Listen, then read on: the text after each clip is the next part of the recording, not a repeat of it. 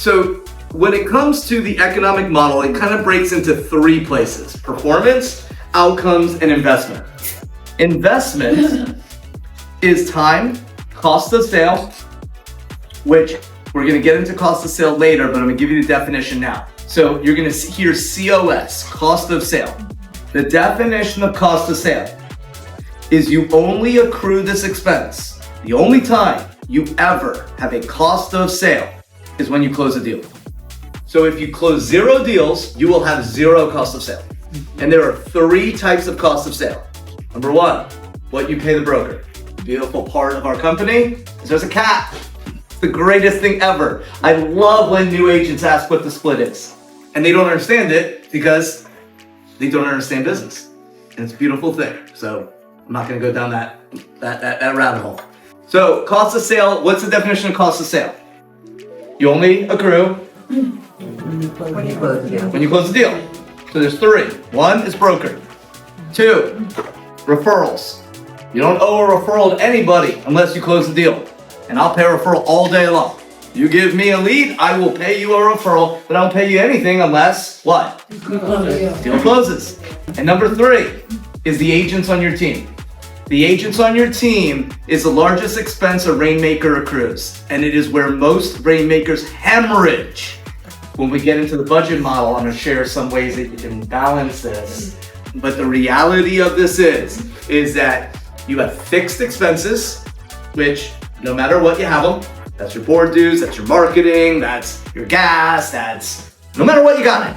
Monthly rent here, whatever it is. Number 2, cost of sale, and that's broken into 3 categories. Broker split, in our case it's a cap. Do you guys have a transaction fee? So that would be part of your cost of sale. I would put that separate, but it's still part of broker. Number 1, if you have a transaction coordinator and you pay that, you can make that a cost of sale. I would make that a fixed expense, but just for the sake of, for you to make a decision whether or not you want to hire one yourself, that's where it starts to get a little blurry. But your transaction fee to the broker is absolutely a cost of sale. Your split is absolutely a cost of sale. Referrals, cost of sale. And then any agent on your team, if you pay a buyer's agent, a showing assistant, cost of sale. That's why this says investment. Time is an investment, cost of sale is an investment, and your operating expenses should be looked at as an investment. That's the reason most new agents fail, is they refuse to look at lead generation tools as investments. They look at them as expenses. They're not, they're investments. You just have to learn how to convert them. Then we move to outcomes. Outcomes is GCI, gross commission. Then we have net income. And then we have performance, which is your behavior, what you do, your skill, your ability, and your resources, all of which will help with conversion. The budget model at its foundation is 30-30-40. 30% fixed, 30% cost of sale, 40% net. And we're gonna get deep into this later, but what I want you to kind of feel and see on this is that if you're a single agent, your cost of sale should be around 10%. That's including referrals out at 25-30%, because we have a cap model. So if you're split with the office, it's 30%. Once you hit that cap, everything's at 100%, which means every deal cost of sale is 0. When we do the economic model, we'll have an idea of where your ratios are. All right, so now we're gonna get into the numbers, and I'm gonna give you the definition of the numbers. Contacts, a conversation with a decision-making adult about real estate.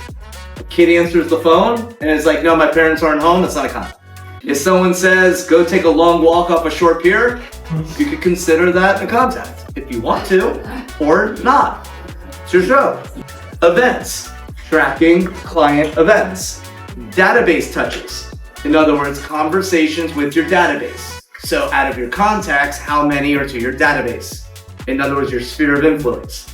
New contacts added to the database. Now, there was a study done at Keller Williams called the 201 Club.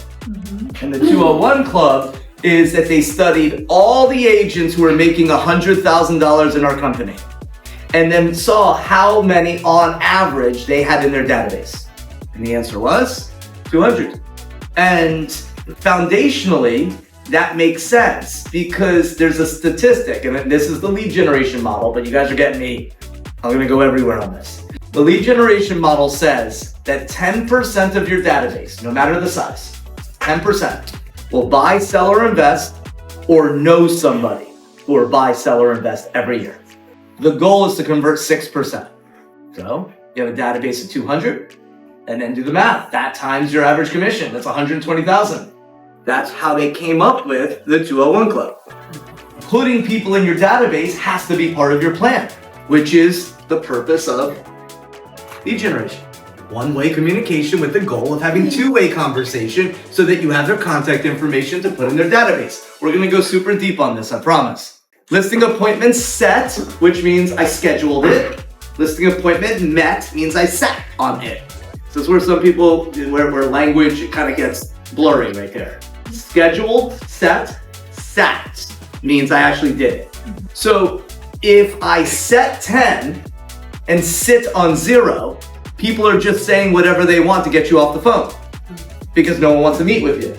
If you set 10 and sit on 10, now we know that what you're saying is working to sit on an appointment.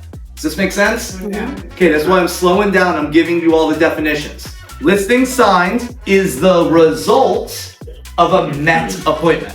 In sales, no matter what it is, there are what's called leading and lagging indicators. So conversations is a leading indicator to appointment set. Appointment set is a leading indicator to met, sat. And listings taken is a lagging indicator of met appointments. See how I did that? I'm just going down. Every one of these tells a story. Everyone tells a story. Listing signed to listing sold, I mean I have a listing to what actually closes. I'm sorry, what's sold, meaning buyer and seller agreed on terms. It was our listing and buyer and seller agreed on terms. Closed means we get paid. So the difference between sold and closed is the hardest statistic to track. Those are called dead deals. And we're seeing across the country right now, 30%. In South Florida, in Miami, it's over 50%, upwards of 60. In the condo market, it's almost 70. And that's with agents and coaching. And it hasn't happened yet, by the way. It's happening. But whatever is gonna happen hasn't happened yet. So that's why understanding your numbers and getting ahead of problems before they exist is so vital. That's why tracking your numbers is like, hey, I don't feel good. Let's check your temperature. Now we're moving to the buyer side. Set, consultation, met, consultation, scheduled, sat. BBA, buyer broker agreement. That's the result of the sat appointment. We're not talking about showing property. We're talking about consultation, where you get a buyer broker agreement signed, where you list the buyer. Then we got buyers sold, which is under contract, and then buyers closed, which is the same as the listing, we got paid.